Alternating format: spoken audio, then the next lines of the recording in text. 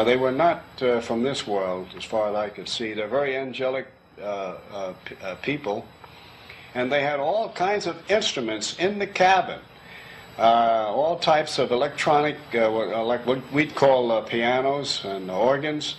And on the wall, they had a 1-inch thick 2x2 television screen, and they could move it anywhere they wanted to.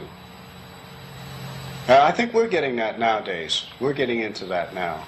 The musical instruments, and I expressed the wish that I could play the piano. And they said, well, maybe we can help you.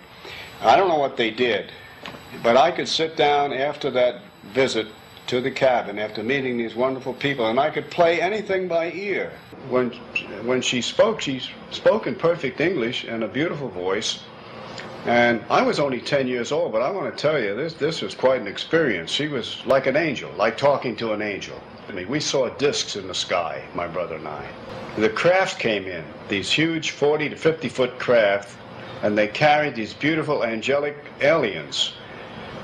And of course, at first I wasn't ready for any of this. No cameras, no recording equipment, no witnesses. And the craft is coming in, and I'm taking a colored movie, 8mm movie of this. I have several witnesses from the local area, and also a federal agent.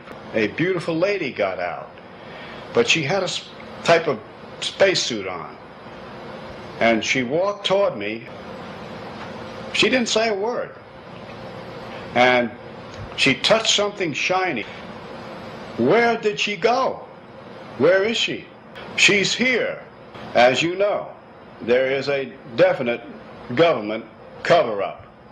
So it's safe to talk about flying saucers and people from outer space, people who may be circulating among us now and who demonstrate their unearthly qualities if they choose you as one of their agents by disappearing and reappearing at will in your very presence, in front, if necessary, of many witnesses, and who land on this materialistic earth in flying saucers, to which you, if you're one of the chosen, shall enter through an anti-gravity elevator. Nothing to hold you up. You just whisk up into the body of the flying saucer, a scout ship from outer space. No way. I'm not really joking. It was 2 o'clock in the morning and approximately a full moon, which is like daylight on the desert. Well, something awakened me. So you keep calling them man. What do you mean, man? Well, little green man? They were about 5'6". They came about to my eyebrows, and they could have walked in our clothes down any of our streets, and we wouldn't have paid any attention to them. I was alone with the 3 men until the other fellow came up behind me, and not to my knowledge, when I got off, it was the same place as it was when I got on. What color were these people? They looked like they were white people with a good, healthy tan. And what form did the formula take? Did he implant it in your mind by telepathy, or did he give you something written in English? He spoke it to me verbally. They drove a standard American Cadillac. Right. Sit right there in a chair like you're there, and then you're not there, and then you're back there. He did this 3 times. And when they reappear a few seconds later, then you'll know for sure. I greet you in peace. My name is Corton. Oh, thank you. I am the representative for my system called us, and I greet you in peace and in love. We would say to you, each of you, that you have gathered together and have begun a phase of activity that will link you all together as you carry out your mission, which is to raise the knowledge and the input to your people on your planet, to thus raise their consciousness and their understanding of what is taking place on your planet at the present time. Your planet is in, as we would state, a state of a unbalanced or that which has been brought about by incorrect usage of energies, together with the attitudes that many of your people have toward one another, instead of living together in that which is creative understanding, and will continue to look upon you and visit you from time to time and speak with you again. Therefore, we say to you, go forward, go forward, go forward. I can say anything that touched me. It's his deep soul.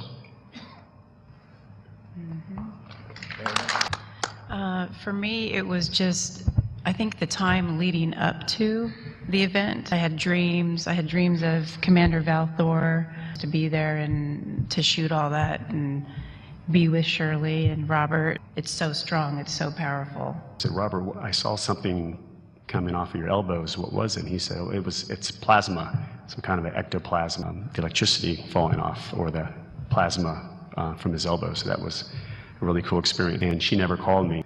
So that was a little strange also, a lot of strangeness. Let's see, thinking back.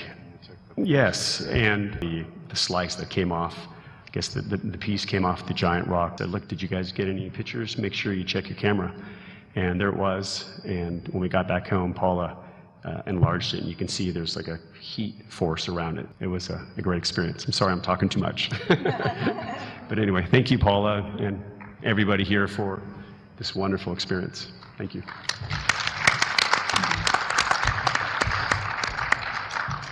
So everybody, if you want to find out about the Integratron, oh, absolutely. I've always wanted to go there. Two sisters, there's three sisters all together. If I whispered Gregorian chanters from everywhere, amazing experience. The whole building is just built with pegs. It's a very unique experience. There's even rods that they've got buried deep down into the earth that come up. It's a great experience. All of us will be there. Everybody wanted and was so hungry would experience the contactees themselves. They share them with me and I share mine with them. To drive out to a giant rock. He followed his mind. He's the last of the people after we lost Dr. Frank and a few others, and we were all a part of it. That really, really touched me the most during this whole experience is my mission has always been unconditional love. And so my heart starts to speak it, and I start to cry it, so just like that. And this whole group was exactly like that, and it was so amazing to see it. It was just so amazing to see it. Thank you, Craig. I'll try. It's a really, really important place, guys. Really, really so important. I mean, stuff happened there. Real stuff happened there. Now, I just missed it. And I really wanted to be there at 10 years old. I did the best I could to make up for that, though. The remains of the cafe were still there. So I had a really good feeling for where all of it went. How many people came, okay? And they just drove out into the desert and they pitched their little tents. Think about it. Over 10,000 people came, right? Now, if you're the White Father, he was on a mission, guys. Just like me, okay? Dragged in kicking and screaming, but given a mission. This wasn't unusual. It wasn't unusual. It was going on out there all the time. It wouldn't be very long before one night you're around your campfire, somebody's going to walk up and start talking with you. That's somebody hidden from here. Really. Into the world to drive down this old dusty dirt road to help the Van Tassel family in their mission, to get this information out to us, to the people.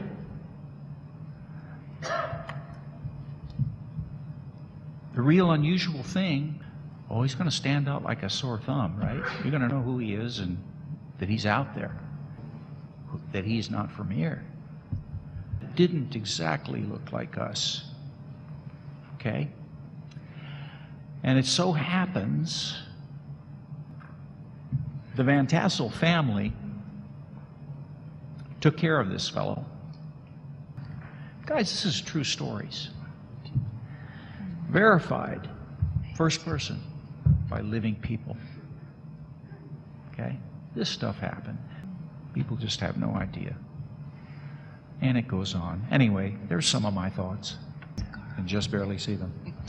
I have no idea where we are. And I got on top of the ladder in the pane. I picked the center of the dome on the top floor, okay?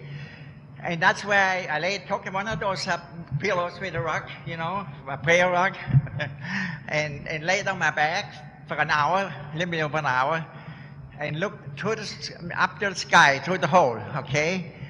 And I was laying there. I had to find out if there's definitely something to it, because I had already I felt there must be some effect to it, you know, by being there now.